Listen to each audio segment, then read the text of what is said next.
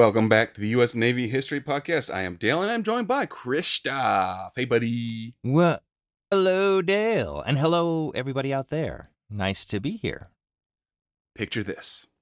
It's just past 5 in the afternoon on the 6th of November, 1940, and the Mediterranean is doing that thing it does in early winter, where the sky goes the color of a bruise about an hour before it should. You're standing on the deck of a troop ship called the Santa Elena, and below you, in compartments that were built for cargo and now hold men, there are nearly 2,000 Canadian soldiers, 101 Army nurses who have spent 11 days at sea wondering when this part of the war is finally going to start. Around you, spread across the water in 3 long columns, are 25 more ships just like her. Liners converted into troop ships, freighters loaded with shells and gasoline. A floating city of 28,000 Allied servicemen, merchant sailors, and nurses, all of them bound for Alexandria, Egypt, by way of Palmero and Naples. This is convoy KMF 25A, and if you have never heard of it, you are not alone. It does not show up in the documentaries. It does not get the anniversary specials. But in about 45 minutes, this convoy is going to be attacked by a weapon that nobody on these decks has ever seen before, fired by a country that in 6 days learned it could kill an American destroyer without ever putting a U-boat in the water. Here's what makes this fight worth an hour of your time. By November of 1943, the war in the Mediterranean has flipped on its head. 6 months earlier, the danger to a convoy like this one was almost entirely submarines. German U-boats and Italian subs hunting in the dark. The same fight that had been raging in the Atlantic for years. But Italy surrendered in September.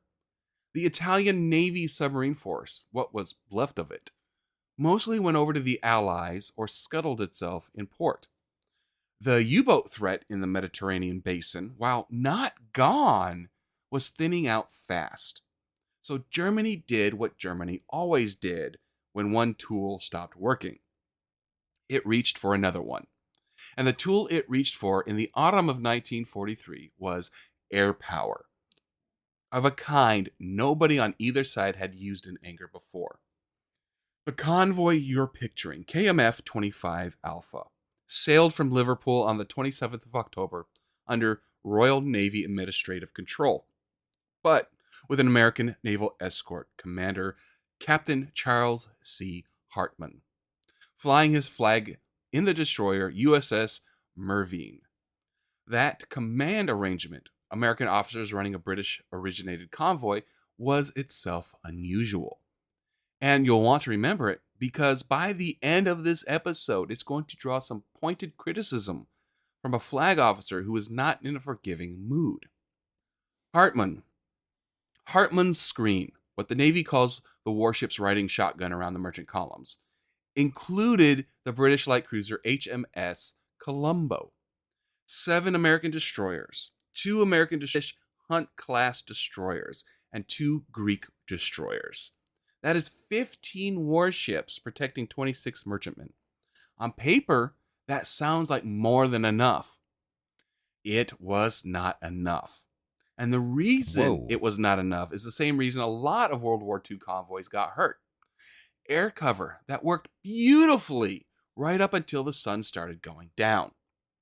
After the convoy passed Gibraltar, the Royal Air Force flew fighter cover in relays, squadrons handing the job off to each other in shifts as the convoy moved east along the North African coast. It is a system that works fine in daylight when there's margin for a late relief flight. It works much worse at dusk when fuel, weather, and the simple physics of getting a fighter squadron from an airfield in Algeria out over open water all conspire against you at exactly the hour the light is worst for spotting incoming aircraft and best for hiding them. The Luftwaffe knew this. German reconnaissance had almost certainly been tracking this convoy's progress since it cleared the Strait of Gibraltar. And the raid that was about to hit convoy KMF 25 Alpha was timed with real precision for the exact hour when Allied fighter cover thins out and the curtain comes down. What was coming was an estimated 25 German aircraft, launched from bases near Ytre and Montpellier in occupied southern France, roughly 400 to 500 miles away, which meant this strike had been in the air for close to 2 hours by the time it found its target. Some of Wow. those aircraft were carrying torpedoes, the kind of weapon convoy escorts had been fighting since 1939, and more or less knew how to handle. But mixed in with them, for only the second or third time in this war, were aircraft carrying something entirely else. A flying bomb, radio guided, rocket boosted, steered by a man in the launching aircraft with a joystick, all the way to the target. The destroyer Beatty at the rear of the formation, the destroyer Tillman at the destroyer on the convoy's port flank, and Commander William Outerson, Beatty's commanding officer, had no way of knowing it yet, but in less than an hour, one of them was going to find out exactly what the weapon could do to a steel hull. At 1736, 24 minutes before that, general quarters sounded across the convoy. The fight for convoy KMF 25 Alpha was about to begin. Okay.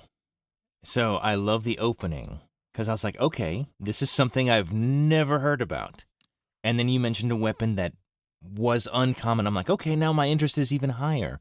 And as you kept talking, I was like, man, I can't wait to get into this. So you finally revealed that it's a remote controlled, basically a guided missile of a simplistic form. And that, yeah, in this time frame, that would be absolutely devastating. And, you know, and I'll say this at the top instead of toward the end, like I usually say. I love that you bring up stories that I've never heard before in history class. And it's always interesting that on, like you said, on paper, the statistics are, yeah, this convoy should be absolutely well protected, no problem. But then the precision of this attack and not only what they're throwing at it, but when they're throwing what they're throwing at it.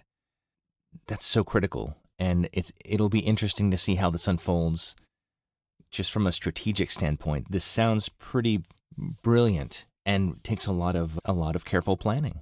And so we'll see what the results are. I'm guessing not great for the Allies, but we'll see. Well, let's talk about the weapon, because you need to understand it before you can understand about what's to happen to the destroyer Beatty. It's called the Henschnell HS-93. And the easiest way to describe it is this. Take a 500 kilogram bomb, bolt a set of stubby wings onto it, strap a rocket motor underneath, and wire it to a radio receiver. The aircraft carrying it for this raid, Hay 177, Grief bombers of 2, Gruppe Kampfgeschwader, flying out of bases in occupied France, would release the weapon from several thousand feet and a few miles out, well outside the range of most shipboard anti-aircraft guns. A 10-second rocket burn would kick the bomb up to high speed, and from there, a bombardier in the launching aircraft, watching a set of colored flares mounted on the weapon's tail, would fly it right into the target using a small joystick. The same basic idea as a hobbyist flying a radio-controlled airplane, except the airplane was carrying enough explosive to break a ship's back. This was, for all practical purposes, the world's first operational precision-guided missile. And in November of 1943, convoy KMF 25 Alpha was about to become one of the first convoys in history to be attacked by one at scale.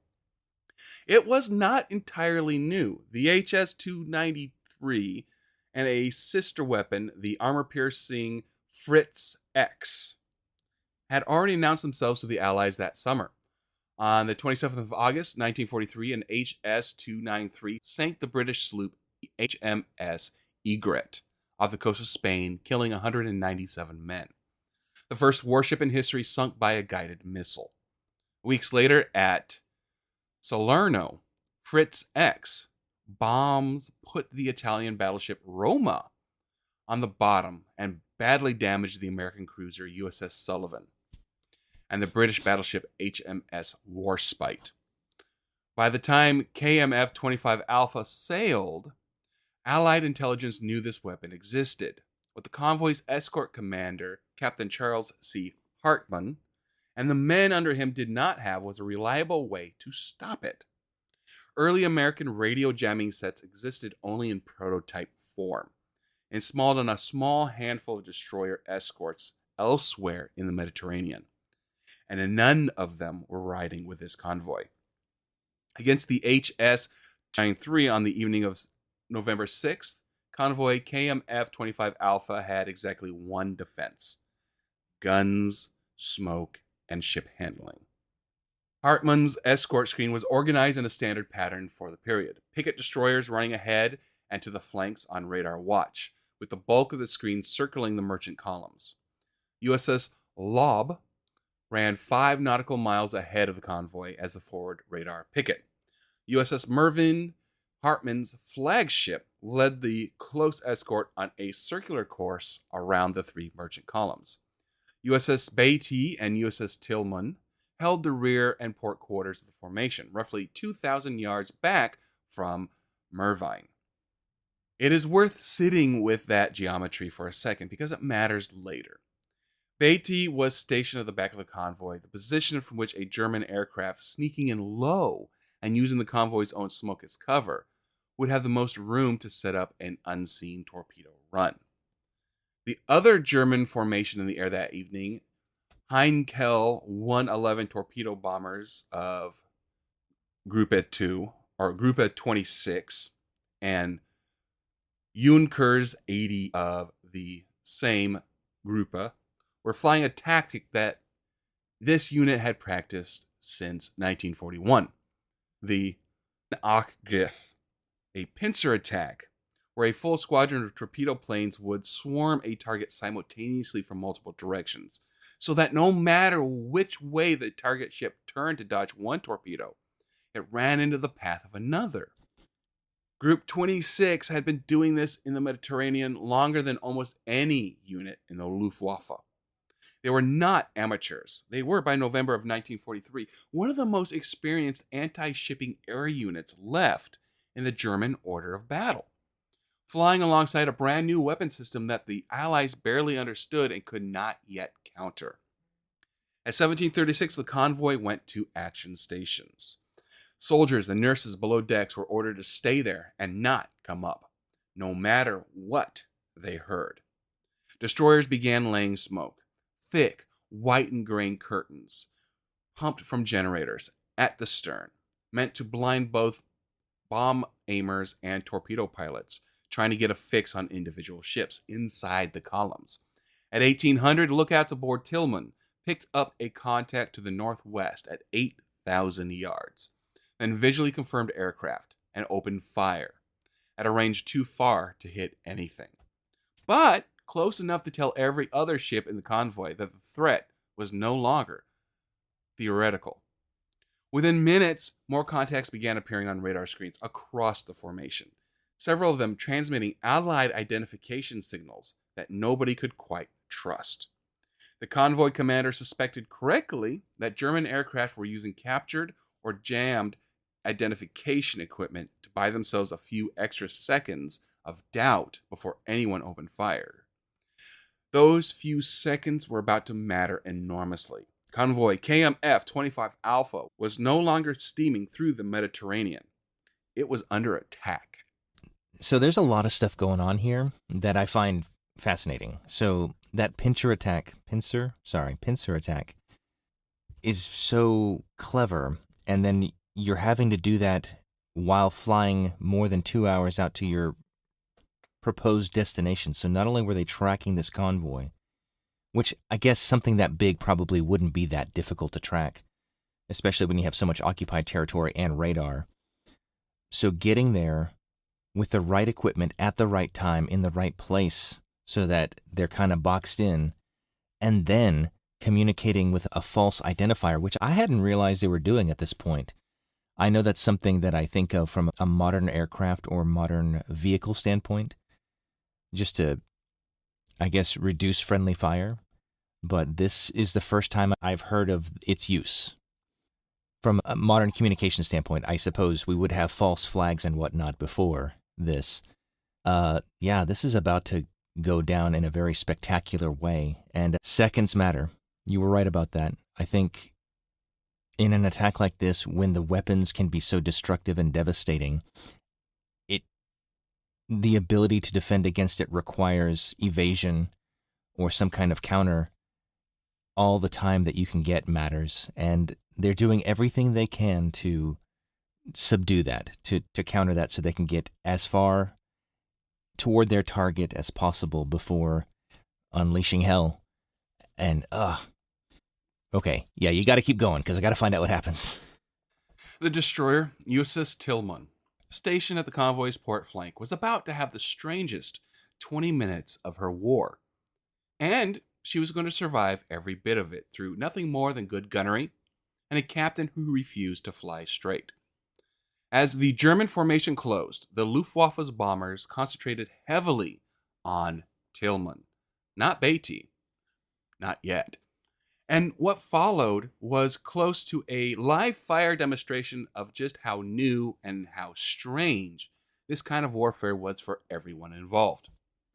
Or a Dornier, or possibly a Hay 177. The surviving accounts disagree on the exact aircraft type. Released in HS 293, about 1,000 yards off Tillman's beam.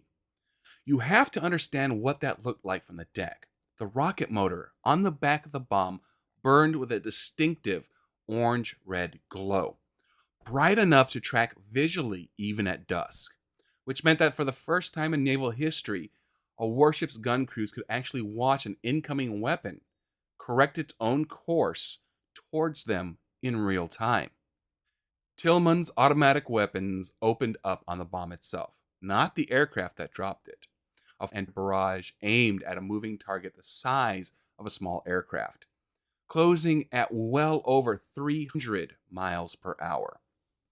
When the glide bomb closed to 600 yards, gunfire connected. The weapon pitched into a steep, uncontrolled dive and crashed into the sea 150 yards off Tillman's port side. One bomb stopped by men firing cannons by eye. That's awesome. There wasn't time to celebrate. A second bombardier released another guide bomb to port as Tillman maneuvered back into her screening formation position. Her captain turned the ship directly towards the weapon. A counterintuitive move, but one that shortened the window the German operator had to correct his aim. While her automatic weapons fired at the bomb and her 5-inch main battery went after the launching aircraft itself. The bomb passed clean over Tillman's bow, looped around as the German operator tried to bring it back onto target, and finally splashed down 150 yards off the starboard side. The aircraft that had launched it was less fortunate. Tillman's 5-inch guns found it, and it went down in flames. A third guide bomb from a third aircraft hit the water 500 yards off Tillman's starboard beam, close enough that the underwater concussion from the blast knocked out Tillman's fire control radar, forcing her gun crews onto manual, eyeball aiming for the rest of the fight. Then came the torpedo bombers, flying low along the convoy's port side under the smoke. A wave of Kell 111s released their fish, and Tillman's captain, watching the wakes, did what destroyer captains had been doing since 1939. He combed the tracks, steering the ship to run parallel between two torpedo wakes, rather than trying to outrun them. At 18:18, two torpedoes passed down Tillman's starboard side. One detonated in her wake, close enough that the concussion damaged hull plating at the stern. Tillman would survive the night with that damage and nothing more. 3 guide bombs dodged or shot down, 2 torpedoes combed, 1 enemy aircraft destroyed by her own guns, in the space of perhaps 15 minutes. It is, by any measure, one of the more remarkable individual ship performances against the HS-293 in the entire war. And almost nobody has heard of it because Tillman didn't sink. Survival Hmm. doesn't make the headlines. It should. Here's the part of the fight that's worth sitting with honestly, because it's genuinely strange to think about. For the first time, a gun crew on a warship's deck could look up and watch a bomb think. Not literally. There was a man with a joystick in an aircraft miles away. But from the deck of Tillman, that distinction barely mattered. You saw an orange light correcting course towards your ship, and you had perhaps 10 seconds to decide whether to shoot at the light or the airplane that dropped it. There was no training manual for this in 1943. There hadn't been time to write one. Every gun captain on every ship in this convoy was inventing the tactics for defeating a guided weapon in real time, under fire, with men's lives riding on whether their instincts happened to be right. Tillman's were. Not every ship in this convoy was going to be so lucky. And at the convoy's rear, Beatty had just picked up 2 aircraft of her own. So you brought up right at the end something that I was thinking about the whole time. As soon as you mentioned that the defensive gunners were aiming at the bomb itself and were able to knock it down, the first one that splashed, this was completely new. They had no idea what that was, how to defend against it. But I guess when you were at an automatic cannon and something is coming toward you, that's all you need to know. Shoot at that thing until it's not coming at you anymore. And so I'm surprised. I thought this would have been a weapon that would have been more of a surprise to the Allies and would have detonated and would have actually caused a lot of damage initially because it would have been an unknown.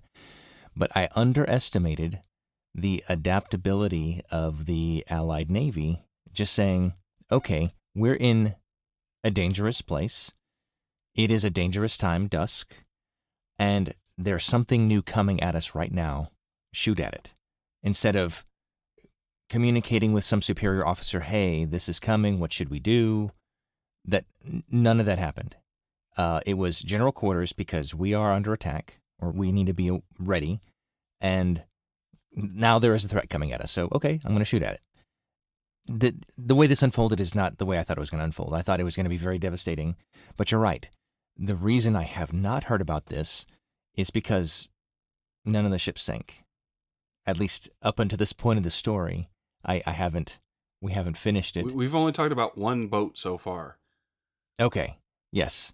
So I have not heard about this ship, and that's why, and it makes sense. Yeah, but the organized effort of the German Air Force is still happening and still gonna do something, and that's the reason we're talking about it now.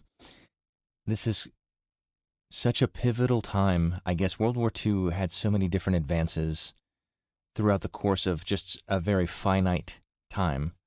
And you think about World War I, I guess late teens, and they were in biplanes. And now we're talking about radio-guided missiles. From a flight perspective, that's orders of magnitude in technology improvement, and that's amazing. So I know the Germans generally, at this time, have the edge on jet technology and rocketry. And so it's kind of on display right here. And, whew. Well, remember, war creates technology by leaps and bounds. Oh, yeah, it's a great motivator. It's like, how do we counter their thing? I mean, depth charges, for example, that didn't exist probably 10 years ago at this point. So, yeah, this is wild. I'm surprised that they were able to fend off the first few bombs. I have a feeling the reason we're talking about it, like I said, is because they were not able to fend off all of them. So let's keep going. At 18:05, lookouts aboard USS Beatty, stationed on the starboard side of the convoy's rear, picked up 2 aircraft at 16,000 yards, far astern, transmitting friendly identification signals. Commander William Outerson Beatty's captain had already learned to distrust that signal. Smoke from the convoy's own screen drifted across his line of sight, and through gaps in it, two Yonkers 88s appeared. Beatty's gunners engaged them.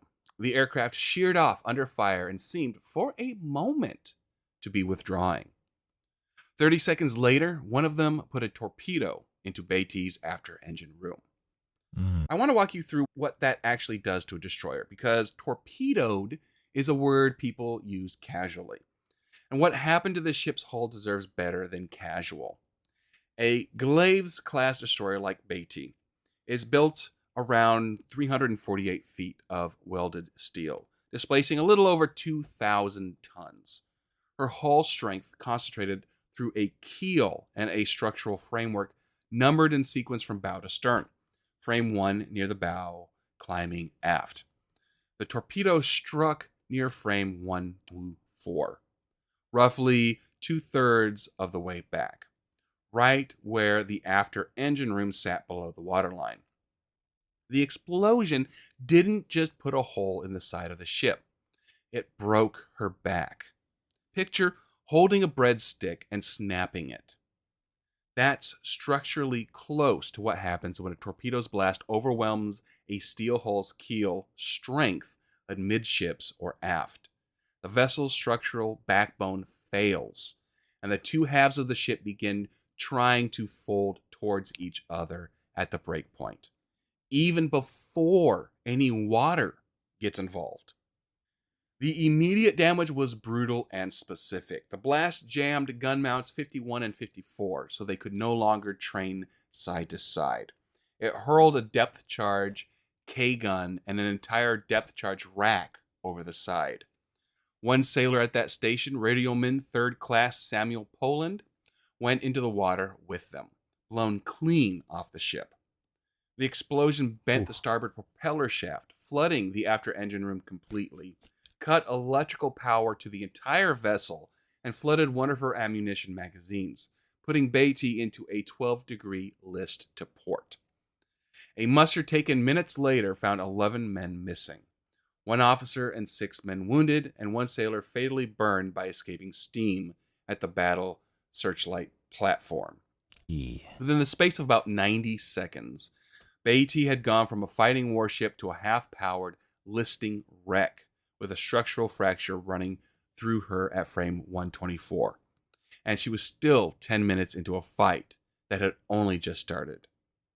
What happened next is the part of this story that deserves the most respect, and it's the part most people skip past on the way to the sinking. Beatty did not go down immediately. She held afloat, broken-backed, dark below decks, for more than 4 hours. Wow. Because her crew refused to let her go without a fight. Damage control parties worked by flashlight and feel to shore up bulkheads against flooding they could no longer see.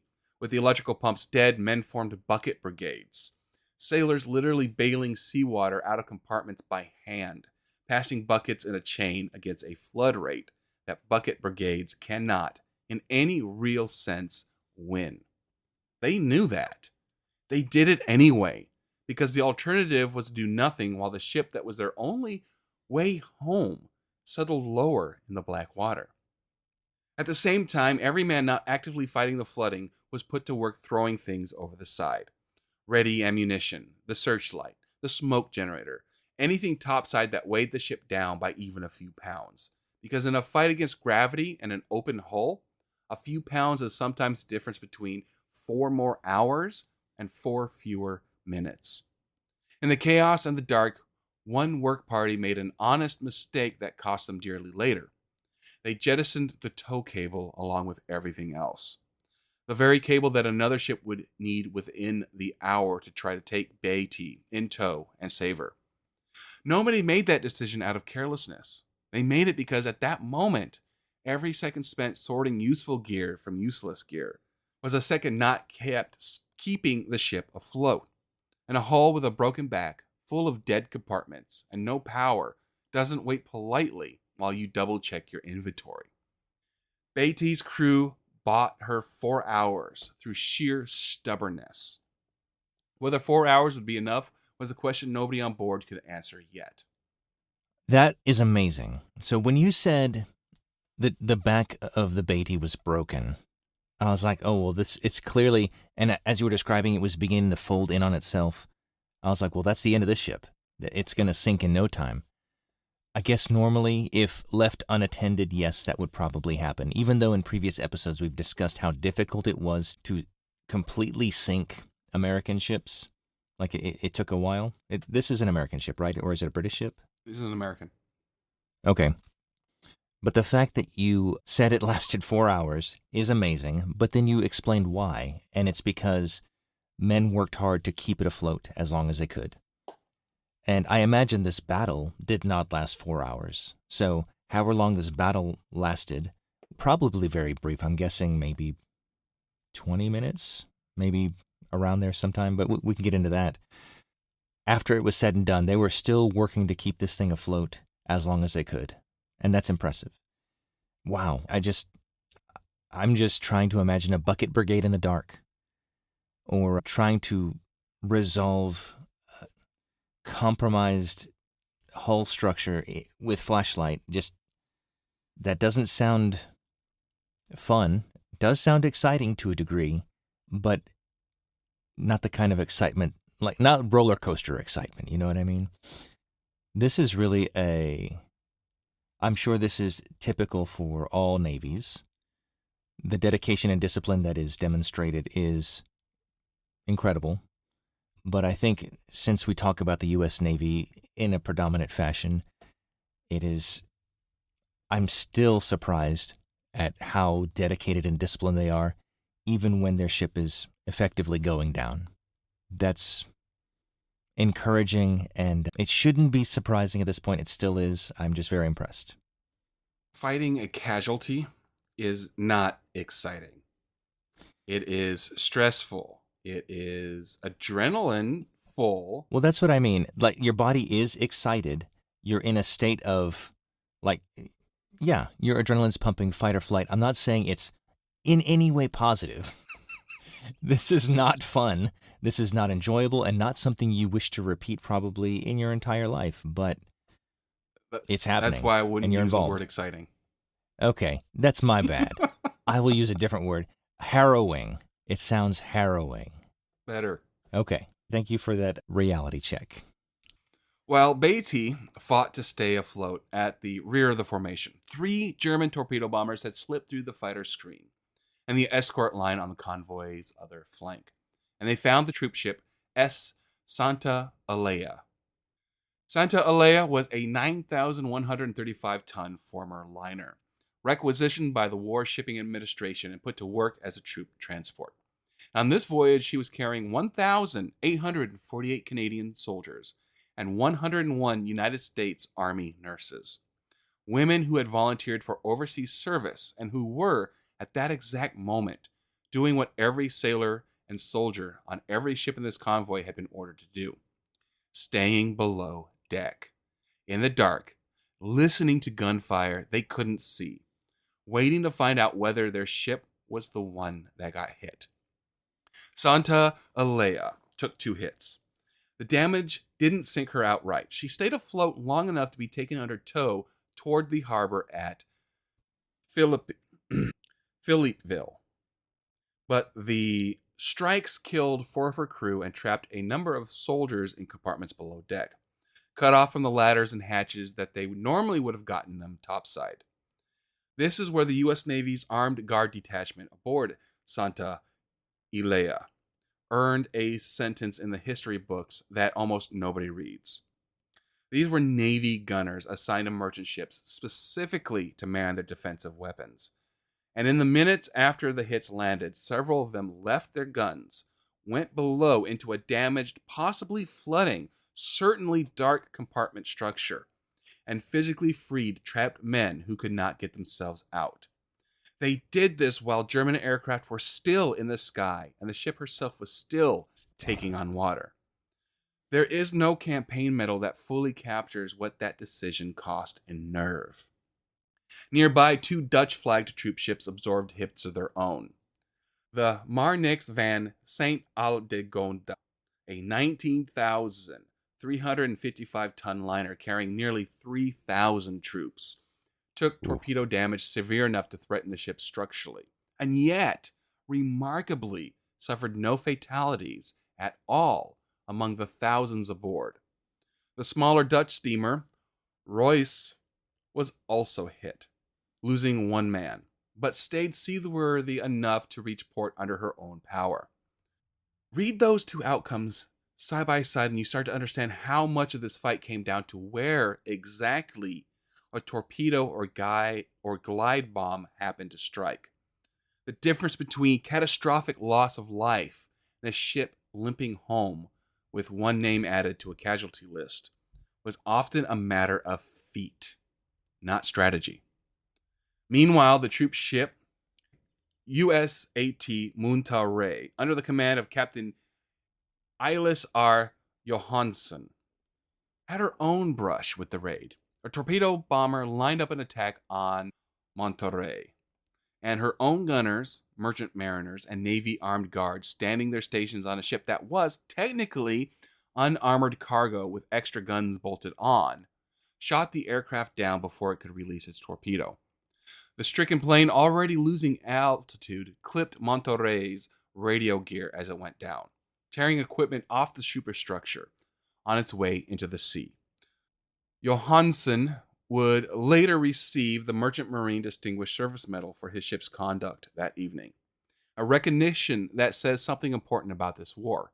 The line between combatant and civilian, between warship and merchant marine, basically disappeared the moment German bombers came over the horizon, and the men running cargo liners fought every bit as hard as the destroyer crews did. What you should be holding in your head right now is 2 images at once. On one flank, the destroyer Beatty is dying slowly, methodically, by inches, her crew bailing her with buckets in the dark. On the other flank, troop ships packed with thousands of soldiers and 100+ nurses are taking direct hits, and the men assigned to defend them are abandoning their gun stations, not to flee, but to go below into flooding compartments and pull other men out by hand. Nobody on this convoy that evening had the luxury of fighting 1 threat at a time. The raid hit the formation from multiple directions within the same 15-minute window, and every single ship that survived it survived because somebody aboard made a decision under fire that the manual didn't cover. One of the things, so there was something I failed to bring up based on what happened on the last ship. The idea of being receiving a fatal dose of steam, like you're burned to death because you were steamed to death, sounds horrible. That sounds like the most horrible way to die. And I feel so, oh my gosh. That was, yeah. It is not pleasant. I don't know what else to say. It's terrible.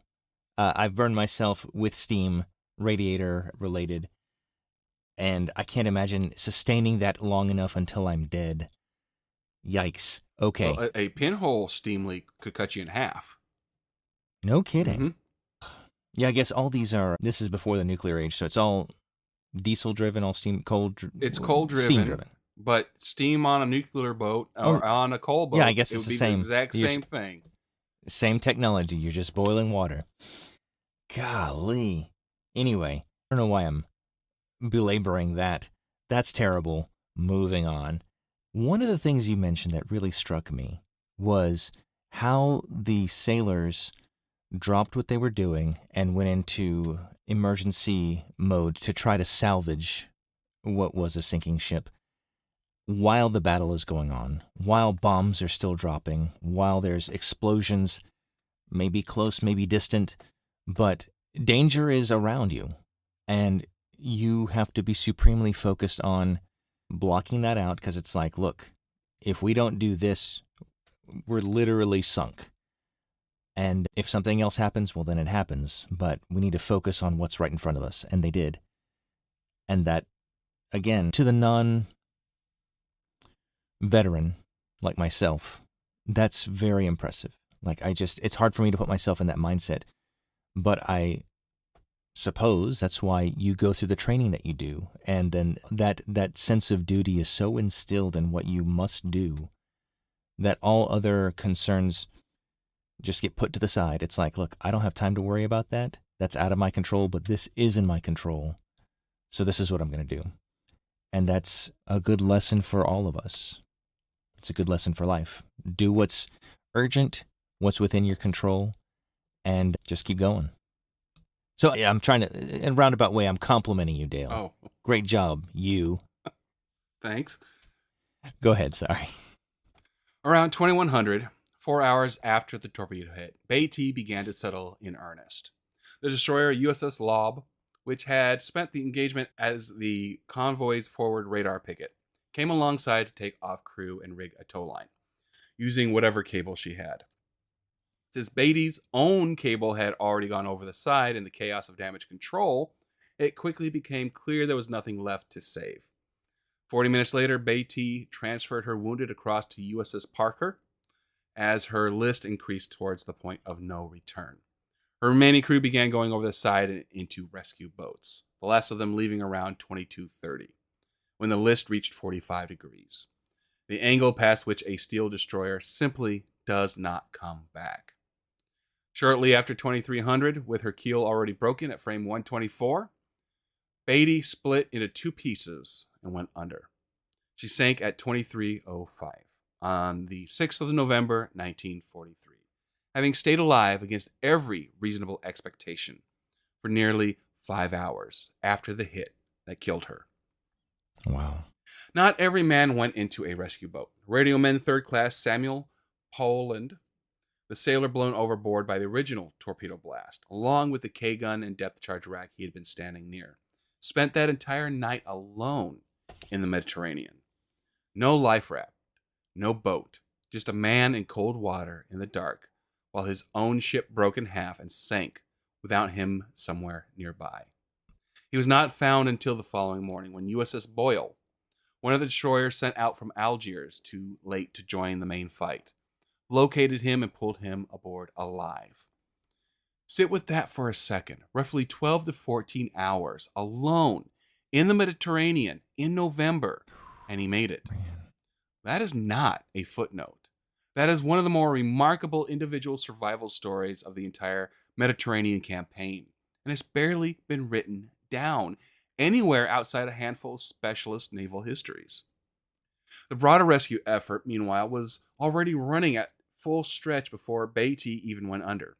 Captain C.J. Cater, commanding Destroyer Squadron 16, was given the job of overseeing rescue operations across the whole convoy, using 5 destroyers while the damaged troop ships Monterey and the Dutch-flagged Royas worked to take off survivors and passengers from the more critically hit ships.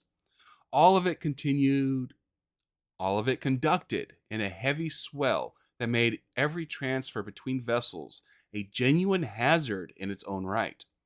A separate group, USS Champlain, Boyle, Needles, and Dronot, sailed out from Algiers to help, but arrived too late to do anything but assist with the aftermath. Tugs from Philippeville came out to take the crippled troop ships in tow. Santa Elena sank just short of the harbor entrance, and the Marnix von St. Aldegonde was deliberately grounded near the harbor as her crew tried to beach her rather than let her go down in open water. By the time the rescue efforts wound down, an estimated 6,228 people had been pulled from the sea across the entire convoy. Soldiers, sailors, merchant crew, and nurses, without a single additional loss of life in the rescue itself. Whatever else went wrong that evening, the rescue did not.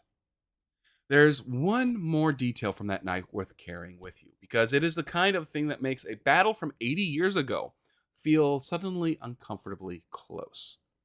As Beatty was going down, one sailor, his name lost to history, wrote a message, sealed it in a bottle, and dropped it over the side. Oh. The message read, as later recovered, quote, "Our ship is sinking. SOS didn't do any good. Think it's the end. Maybe this message will get to the US someday. That bottle drifted for the better part of a year out of the Mediterranean across the Atlantic. And in 1944, it washed up on a beach in Maine. We don't know if that sailor survived the night. We don't know his name. What we know is that he took a moment in the middle of watching his own ship break apart underneath him to try to reach home one more time. On the chance that nothing else would, that bottle made it. We don't know if he did. You know, when I was a kid, I remember putting a note in a bottle and then throwing it into the sea.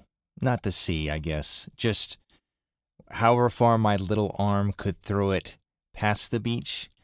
And I noticed that it was discovered by another guy on the beach about 3 minutes later because the tide just brought it in. I had no arm strength and still kind of don't. But the distance this bottle traveled is like to float. There's only one way out of the Mediterranean into the Atlantic. And to know that it traveled through the Straits of Gibraltar and made it all the way to Maine is incredible. And I think I'm often fascinated with what is recorded and when someone takes the time to memorialize something, whether glorious or tragic, how it gets passed down to us. And this is one of those examples. Like, this is not something I expected. All the information you're telling me about how the electrical went out in the Beatty, or how somebody was blown clear off the ship from the blast. These are all from, I'm guessing, naval records or eyewitness reports from some of the sailors after the fact. But this is such a unique way to communicate what transpired. I imagine there were probably additional details in there specifying the ship, maybe the date, who knows, because how they could tie it to this ship I'm also curious about, but I'm sure there was a way. Maybe was there a specific naval letterhead per ship? There was, but that's usually by just the commanding officers. Yeah, I figured. Okay. I mean, I never Well, saw any during my time. Okay. No, that's understandable. Yeah, it's fascinating. And I guess 5 hours is a long time for a ship to go down, and not everybody can be a part of the coordinated effort to try to salvage what you have. And so some guys are just, I imagine, after the battle, just waiting. I mean, what do you do? Like, so give me an example. I know you haven't experienced something directly like this, but if there's a flooded compartment, the compartments themselves are already, and so there's a carrying capacity of how many sailors can be involved in trying to restore functionality. You know what I mean? What does everybody else in the crew do? Well, everybody's doing their best to combat whatever the specific casualty is. In this case, they were doing bucket brigades, which means the people not giving out orders, the brass not giving out orders. Everybody's contributing in some way, whether it's Yeah. on the bucket brigades themselves, helping with casualties, jettisoning weight. Everybody's doing Right. something. Nobody's just not standing there, except for the guys giving the orders, but they're also making decisions and trying to organize. It's not really, it's controlled chaos. I understand. Everybody's active and everybody has a goal. And so there's no idle time in this situation, which is why I was like, this doesn't make sense. I know writing a note in a bottle doesn't take a lot of time, but it seems like everybody is involved and participating.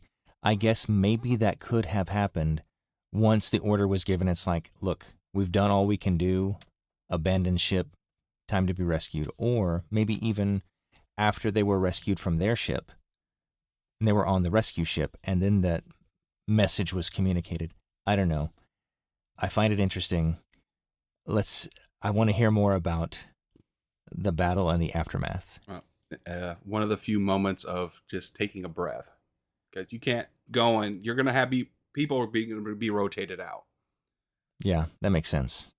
So it probably happened in the short amount of time that he had to take a breath, gather his strength, to go back in and continue fighting the casualties. Yep, that makes a lot of sense. Thanks for that insight. By the morning of the 7th of November, the convoy had its accounting, and it was a mixed one. Bad enough to draw real anger from above, but nowhere near as catastrophic as it could have been. USS Beatty was gone, 12 dead in total, 11 killed in the initial blast, and one who later died of his wounds, with one officer and 6 men wounded, plus the long, cold ordeal of radioman 3rd Class Samuel Poland, who survived. USS Santa Elena lost 4 crew before sinking just outside Philippeville Harbor. The Dutch steamer Royas lost 1 man.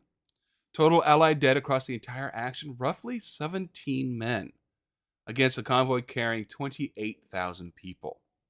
By the brutal arithmetic of this war, that is, in the most literal sense, a controlled outcome. And it is worth stating plainly because the public memory of this stretch of the Mediterranean campaign has, at times, badly confused this figure with a much larger one from a different action 3 weeks later.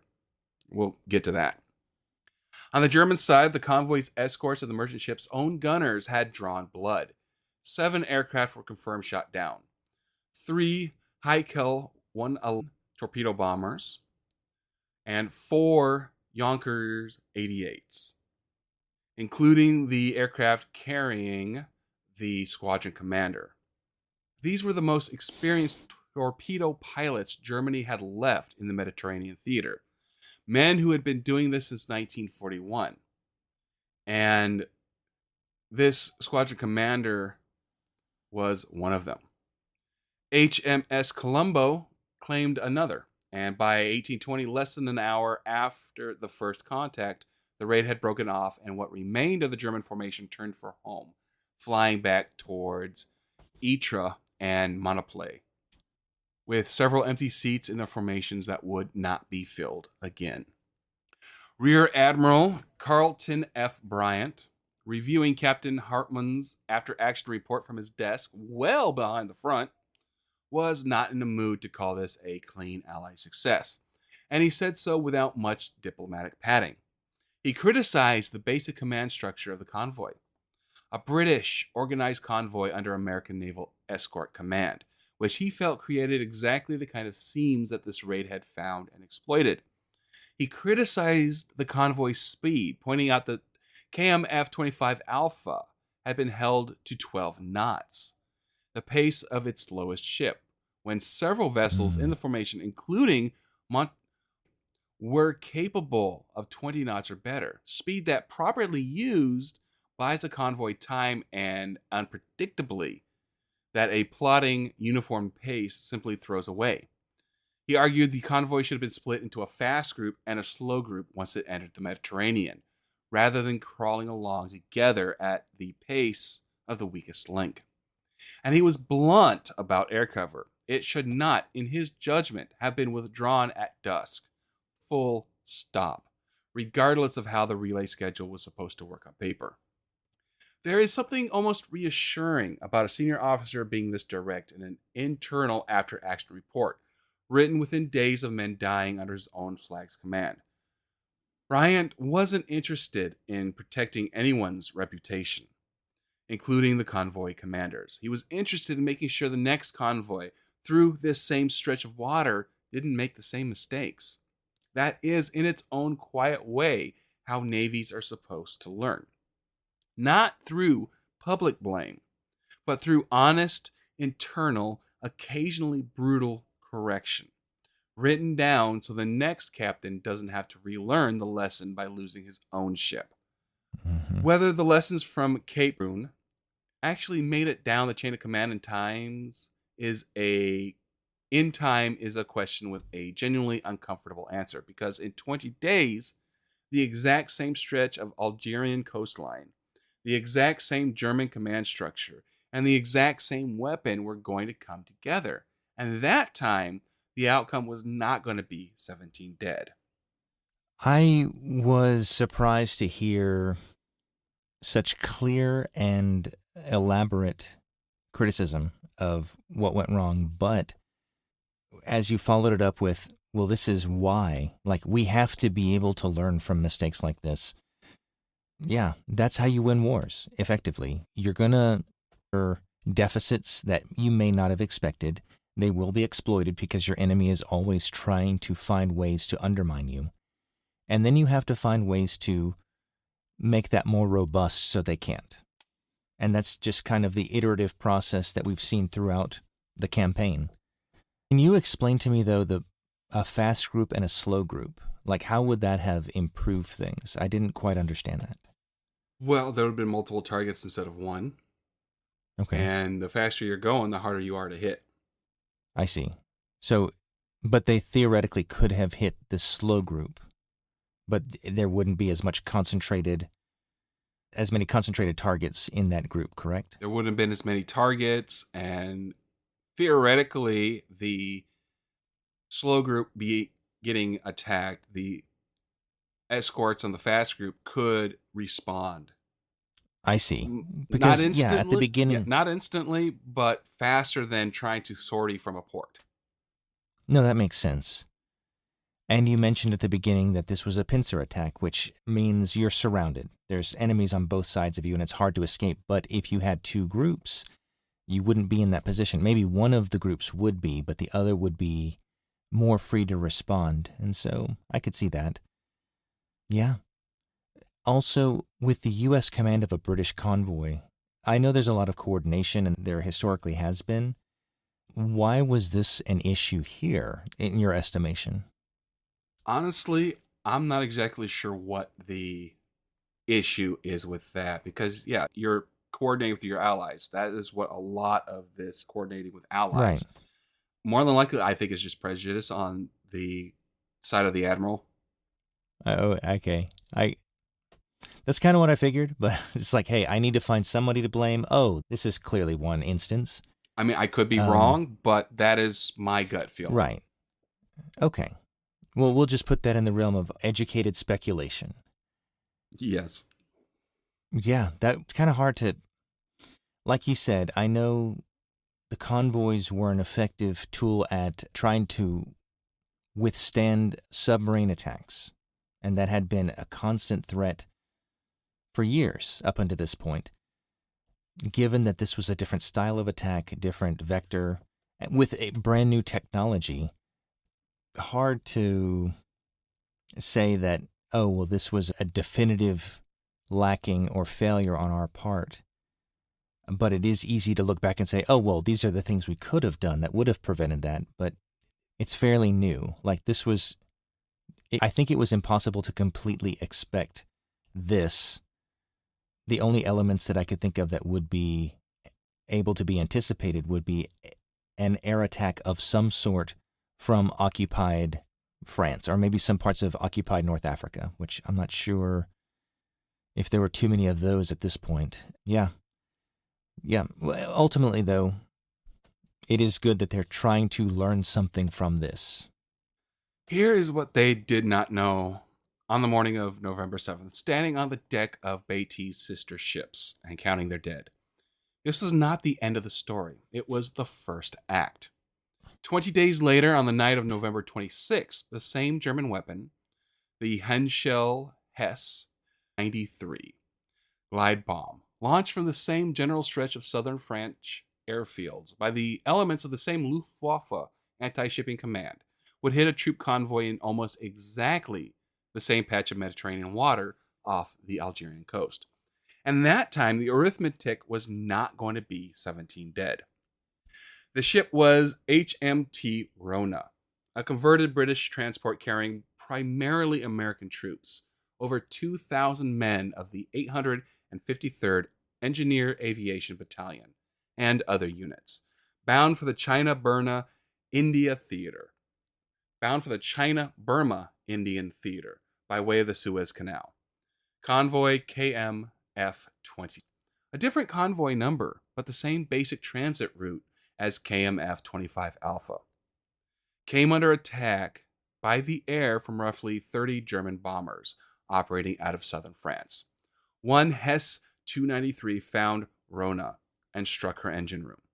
The ship caught fire, lost power, and went down in roughly 90 minutes. 1,149 men died, 1,015 of them American soldiers. Golly. It remains to this day the single largest loss of American troops at sea from enemy action in the entire Second World War, larger than the loss of life aboard USS Indianapolis, larger than nearly any other single naval disaster involving American servicemen in the war. Full stop. And here's the uncomfortable historical footnote that brought us to clarify this so carefully earlier in the episode. For decades, the Rona disaster was barely discussed publicly.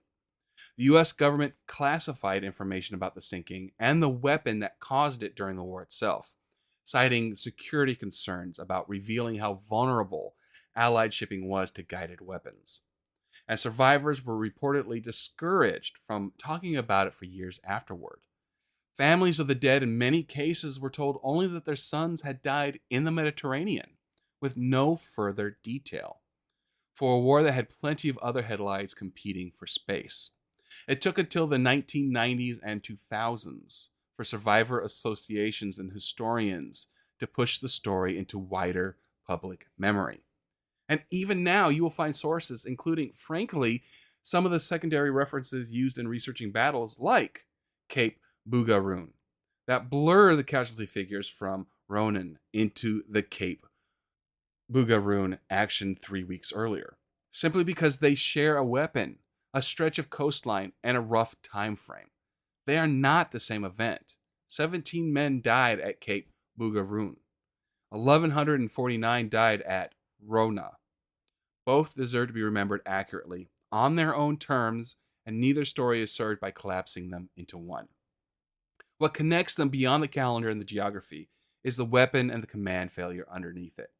Both attacks exploited the exact same vulnerability that Rear Admiral Bryant had flagged in his after-action report on Beatty: dusk and early evening air cover gaps over Mediterranean convoys. At a moment when the Luftwaffe's anti-ship wings, depleted, yes, but still flying some of the most experienced glide bomb crews in the world, had explicitly adapted their tactics to strike in exactly that window. Cape Bugaroon was the warning. Rona was the price of not fully absorbing it in time. This is not a comfortable thing to say about your own side's command chain.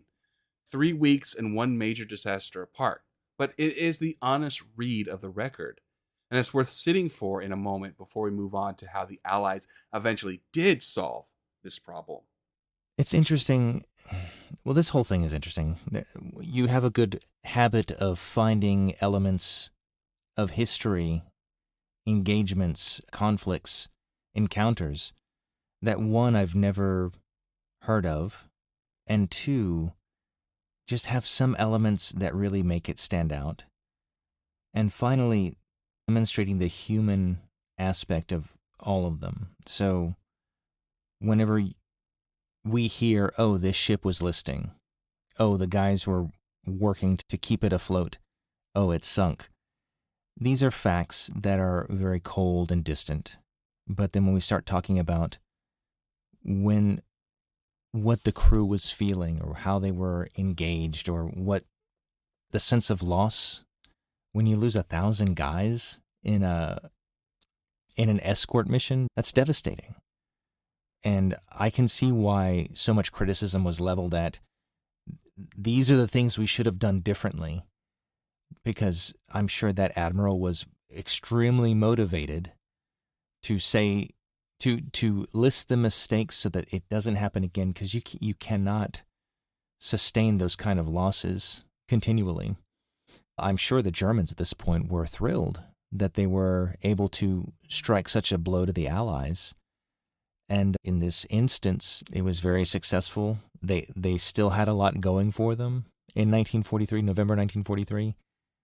But it's the dogged determination to come back from a loss like this and keep going. Getting letters home as a family member saying, hey, your son was lost, is devastating.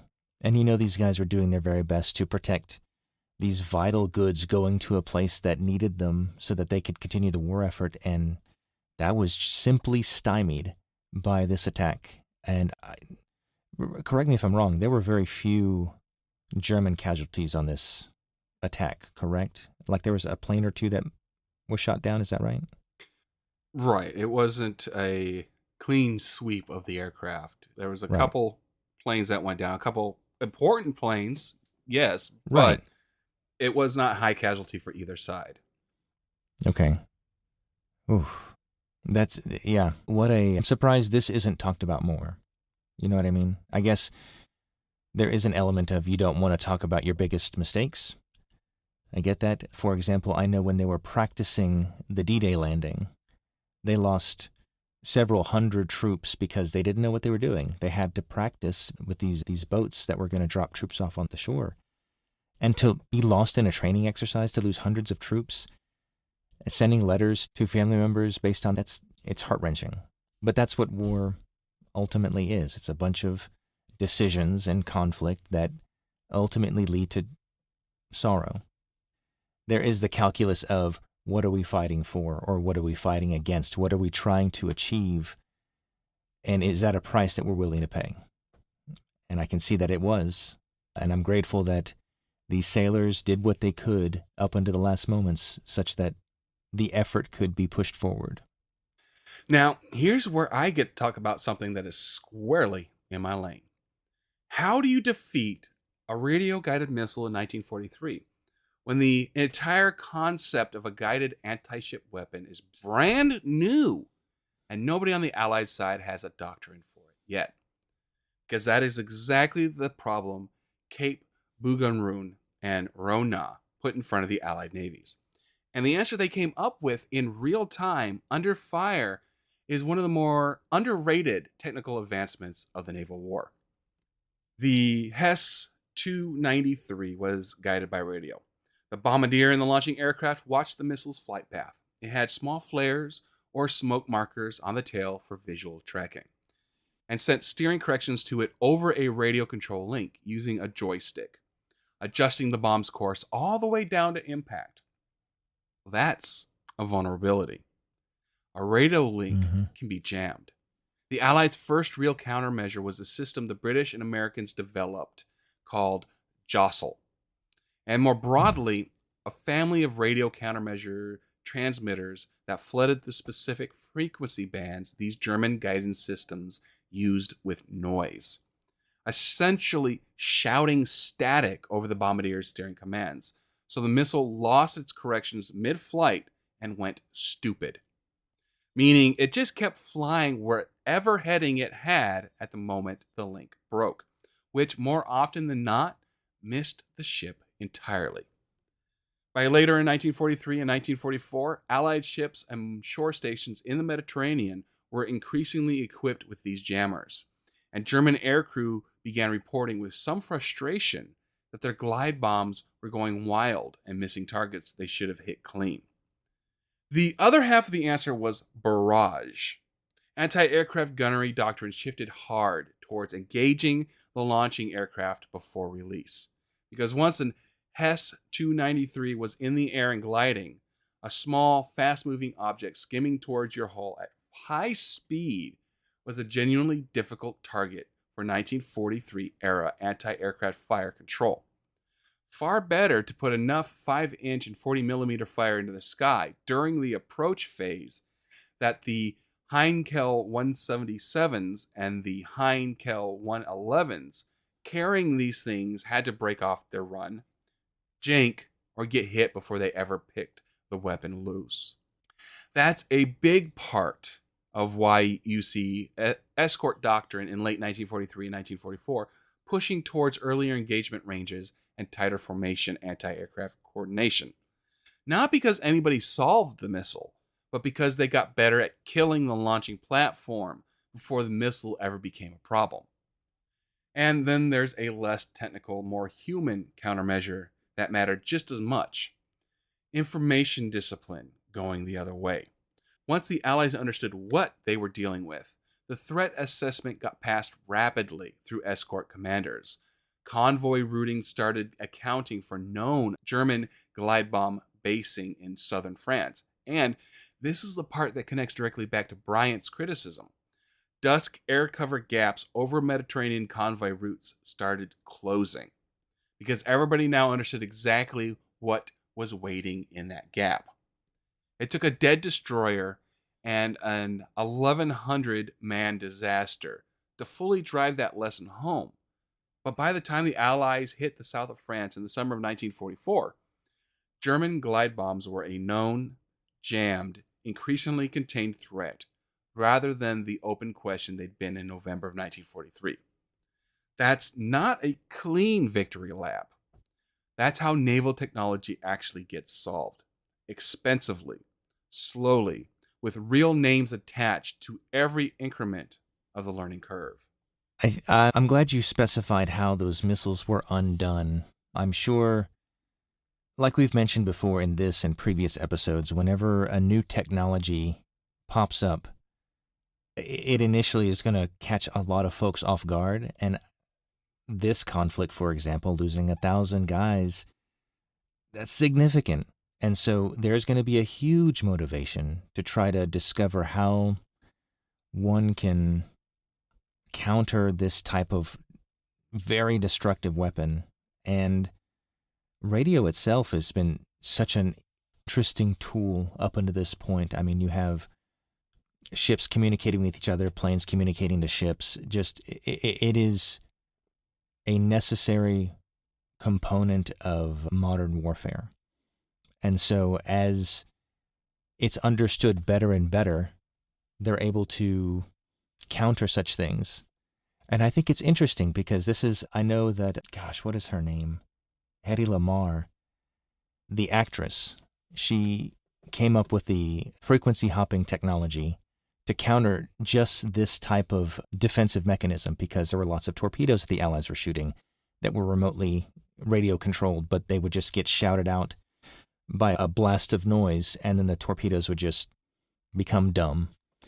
But her technology was such that it could jump frequencies so that even if you were overwhelming one frequency, it could still continue because it knew which way to go and how to continue operating. I don't think the Navy implemented it because it was too expensive at the time. But even back then, they knew, oh, this is how we get around that. And so it's just interesting what war can motivate in terms of technological advancement. So, what do we do with Cape Bougaroon? It is not Midway. It's not Layat Gulf. 17 men, one destroyer, one transport, and a single Dutch freighter damaged. In a war that would eventually claim tens of millions of lives across every theater on Earth. By the numbers alone, it would be easy to file this one away as a footnote. And for most of the last 80 years, that's more or less exactly what happened to it. But here's the case for why it deserves more than a footnote. This was one of the first times in naval history that a guided weapon, a missile in every sense that word means anything, sank a major Allied warship. USS Beatty wasn't sunk by a torpedo running blind on a fixed course, or a shell fired by a gunner doing his best with optics and a plotting table. She was sunk by a weapon that a man, sitting in an aircraft, watched fly towards her and steered there, correcting its path in real time, all the way to impact. That is the opening chapter of a story that runs in an unbroken line to every precision-guided munition flying today, in every conflict on Earth. And the destroyer, men of Desron 16, and the gunners on Santa Alea were the first sailors in history to face that threat and not fully understand yet that what they were looking at. That alone earns this action a real place in the history of naval warfare, not as a footnote, but as an origin point. And it deserves recognition for a second reason. It was a warning, clearly written down by a man with a rank and standing to make it stick, that the system failed to fully absorb before Rona made the cost of ignoring it horrifically clear 3 weeks later. That's not a comfortable legacy. But honest naval history doesn't get to only tell the stories where the lesson gets learned in time. Sometimes the value of remembering an action like this one is precisely in sitting with the gap between the warning and the disaster and asking what it cost in lives to close that gap too slowly. So let's name some names, because that's what we try to do at the end of every one of these episodes. Not just tallies, but people. Aboard Mhm. USS Beatty, 12 men did not come home. 11 killed in the initial detonation. And radioman third class Samuel Poland's shipmates who did not survive their wounds in the hours after. 4 men of Santa Elena's crew went down with a ship that nearly made it to safe harbor before she couldn't be saved. 1 man aboard the Dutch steamer Ross on the other side of the gun sights, in the cockpit of a Yonkers 88 that didn't make it back to southern France. Hauptmann Eberhard Pofkont Staffelkapitän, an experienced anti-ship pilot who had been doing this dangerous, specialized work since the early years of the war, flying a mission for a cause that did not deserve our sympathy, but flying it as a professional, doing the job in front of him, the way professionals on both sides of the war often did. And 20 years later, in the cold waters of the same Algerian coast, 1,149 more men, most of them American soldiers, who had nothing to do with naval warfare at all, just men in transit to a war in a different theater entirely, paid the price for a lesson that came one convoy too late. That's Cape Bugaroon. That's the convoy that almost nobody remembers, carrying a warning that almost nobody heeded in time. 3 weeks before the cost of that became unbearably clear. It deserves to be remembered on its own terms, not as a footnote to Rona, and not inflated into something it wasn't, but as exactly as it was. The first time American sailors looked up and saw the future of naval warfare flying towards them, and most of them didn't come home to tell anyone what they'd seen. Like I said, one of my favorite parts of this show is how it really takes time to appreciate the human cost of what's happening. And it's not just numbers on one side or the other of a conflict or an engagement. But yeah, these are real people. This is somebody's son or brother or husband or somebody that had a life and contributed to their society at home and was snuffed out in this conflict. And there are ripple effects for every single one of these guys. And ultimately, that makes life a lot harder for a lot of people. But again, this goes back to, what do they sign up to do? What are they trying to achieve? And what ultimately did their sacrifice help to move forward? And it always is a more bitter thing whenever it seems like, this was just a waste. Like, this was completely unnecessary and we lost this guy or these guys for nothing. But ultimately, although it was a huge cost, the Allies were able to learn something from this and ultimately be successful. And it's hard sometimes to balance both of those, the individual human aspect of what's happening and how these men served and sacrificed, and then also the bigger picture of what that feeds into and what ultimately is achieved. And Dale, I got to tell you, I appreciate that you handle both so well. All right. Well, thank you for that. And why don't you get us out of here? Sure. So, listeners, thank you very much for being here. There's literally millions of podcasts out there, and you could be listening to any of them, but you're here. And for that, I'm grateful. Thank you for choosing to spend time with us. And I hope, once again, that you learned something. I certainly did. I do every time, because Dale has an infinite well of history that he can help share with us. If you ever want to get a hold of us, maybe you are related to somebody that was involved in this conflict. We would love to hear about it. You can email us. The email address is usnavyhistorypodcast@gmail.com. You can also find us on X Twitter with a handle @historypod. Finally, if you look in the show notes, not only will you see a description of this episode, but you will find a link to our Discord server, which you can join. And when you join up, well, you're already there. See, I'm pointing, and Dale feels pointed at because I guess I am pointing at him. But yeah, he's there, I'm there.